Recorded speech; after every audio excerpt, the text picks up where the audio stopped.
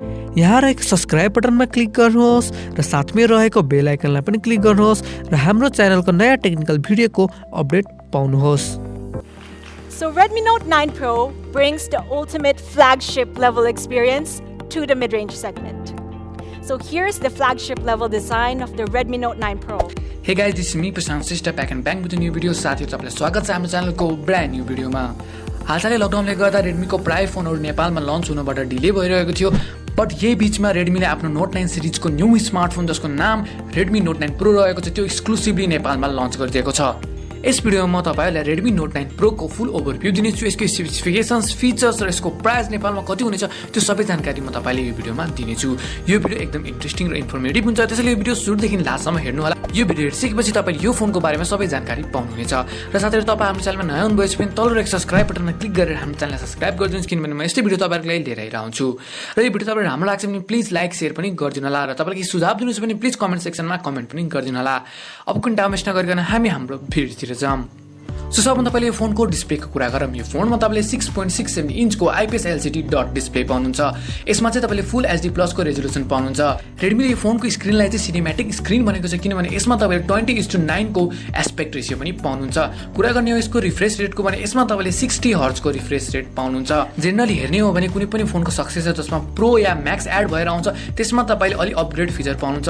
र यो 60 हर्ट्ज को रिफ्रेश रेट यो प्राइस रेन्जमा अलि डिसअपोइन्टिङ नै छ। यसमा यदि 90 to 120 हर्ट्ज रिफ्रेश रेट यो दुईटैमा एउटा भएको भए पनि एकदम बेस्ट हुने थियो, बट यसमा अब हामीले केही कम्प्लेन गर्न सक्दैनौँ। त्यसैगरी कुरा गरौँ यो फोनको दिमाग, मेरो मतलब प्रोसेसरको। यो फोनमा तपाईले क्वालकम स्न्यापड्र्यागन 720G को प्रोसेसर पाउनुहुन्छ। रेडमी नोट 8 प्रो हेर्ने हो भने त्यो फोनमा तपाईले one of the best chipset पाउनुहुन्छ जुन कि MediaTek Helio G90T को रहेको छ। र हामीले एक्सपेक्ट गरेको थियौँ रेडमी नोट 9 प्रोमा चाहिँ MediaTek Dimensity 800 को प्रोसेसर आउँछ, बट जब यो फोन स्न्यापड्र्यागन 720G सँग लन्च भयो तब हामी अलिकता क्वाइट सरप्राइज त भयौँ र डिसअपोइन्ट पनि भयौँ, किनभने हामीलाई अलिकता अपग्रेड भर्जनको चिपसेट पनि चाहिएको थियो। बट कम्पनीले भनिरहेको छ उनीहरूले चाहिँ 720G को पर्फर्मेन्समा पनि इम्प्रुभमेन्ट गरिरहेको छ। यसको मतलब हामीले यसमा पर्फर्मेन्स चाहिँ राम्रै पाउँछौँ। त्यसैगरी यो चिपसेटलाई सपोर्ट गरेको छ Adreno 618 को GPU ले। अब कुरा गरौँ यो फोनको मेमोरी डिपार्टमेन्टको। यसमा तपाईले दुईटा भेरिएन्ट र्यामको पाउनुहुन्छ भने दुईटा भेरिएन्ट स्टोरेजको पाउनुहुन्छ। हाम्रो पहिलो 4GB र्याम र 64GB को स्टोरेजको भेरिएन्ट छ भने अर्को हाम्रो 6GB र्याम र 128GB स्टोरेजको भेरिएन्ट छ। र यो दुवै र्याम LPDDR4X मा बेस्ड छ भने स्टोरेज UFS 2.1 मा बेस्ड छ। र तपाईको जानकारीको लागि भनिदिउँ नेपालमा चाहिँ अहिले 6GB र्याम र 128GB स्टोरेज भेरिएन्ट मात्रै लन्च भएको छ। सो हामी यहीको बारेमा कुरा गर्दैछौँ। त्यसैगरी आउट अफ द बक्स यो फोनमा तपाईले MIUI 11 पाउनुहुन्छ जुन कि Android 10 मा बेस्ड छ। अब कुरा गरौँ यो फोनको one of the main attraction यसको क्यामेरा डिपार्टमेन्टको। सो सबभन्दा पहिला कुरा गरौँ यसको रियर क्यामेराको। यसमा तपाईले क्वाड रियर क्यामेरा सेटअप पाउनुहुन्छ जुन कि एकदमै राम्रो क्यामेरा मोड्युलमा देख्न सक्नुहुन्छ। रेडमी नोट 9 प्रोमा चाहिँ तपाईले रेडमी नोट 8 प्रो भन्दा डिफ्रेन्ट क्यामेरा प्लेसमेन्ट पाउनुहुन्छ।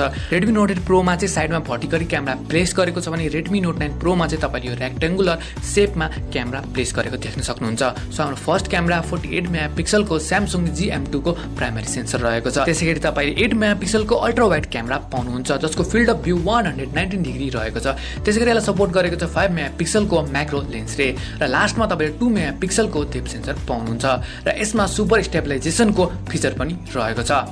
अब कुरा गरौँ यसको फ्रन्ट क्यामेराको। फ्रन्ट क्यामेरा चाहिँ तपाईले 16 मेगापिक्सलको पाउनुहुन्छ जुन कि सर्कुलर कटआउटमा देख्न सक्नुहुन्छ। अब कुरा गरौँ यो फोनको पावर हाउस यसको ब्याट्री डिपार्टमेन्टको। यो फोनमा तपाईले 5020 mAh को ब्याट्री पाउनुहुन्छ।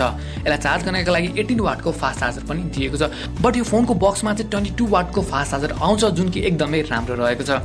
सो अब कुरा गरौँ यो फोनको अरू फिचर्सहरूको। यो फोनमा तपाईले साइड माउन्टेड फिङ्गरप्रिन्ट सेन्सर पाउनुहुन्छ। यसको मतलब तपाईले पावर बटनमै फिङ्गरप्रिन्ट सेन्सर पाउनुहुन्छ जसले तपाईको फोन अनलक गर्नमा एकदम मद्दत गर्नेछ। यसैगरी यसमा तपाईले USB Type-C को पोर्ट पनि पाउनुहुन्छ।